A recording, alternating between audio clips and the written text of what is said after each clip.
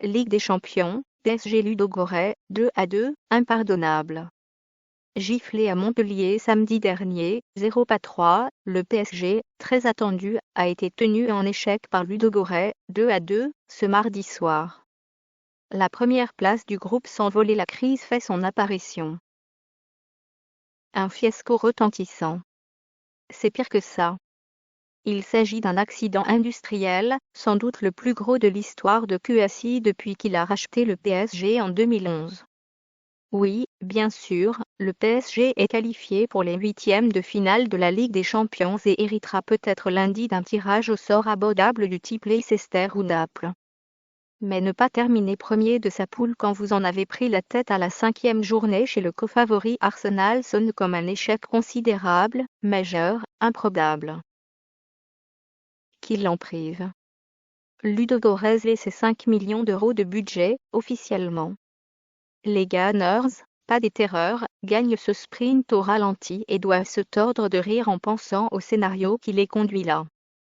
L'éventuelle bonne pêche à Nyon pour le club de la capitale, toute relative, avec au menu Barcelone, l'Atlético ou encore la Juventus a priori, ne doit pas masquer que Paris s'enfonce dans la crise, évitant d'un rien une deuxième défaite d'affilée.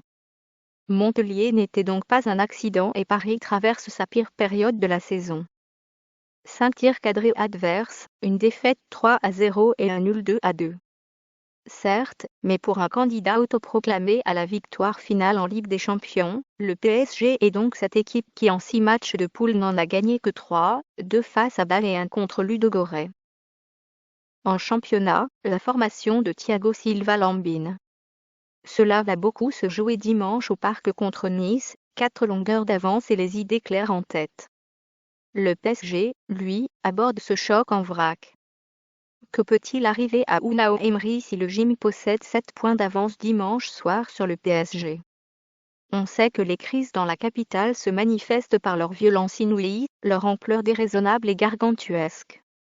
C'est le cas à chaque match mais, cette fois, un peu plus, dans 4 jours, le PSG n'aura pas le choix.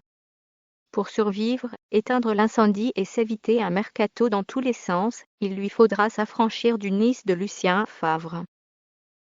Emery touche les limites de son management sportif. Cette gueule de bois amène 2 constats. D'abord, Emery touche les limites de son management sportif, avec une absence de concurrence, de rotation et un jeu morne. Sa lucidité ne l'a pas étouffé hier au moment de l'analyse, c'est une déception, plaide le Basque. On méritait de gagner contre Ludogorets, on s'est créé beaucoup d'occasions et on n'a pas eu l'efficacité. Compte tenu des 2 prestations face à Arsenal, on méritait aussi de finir premier point. De l'humour espagnol, sans doute.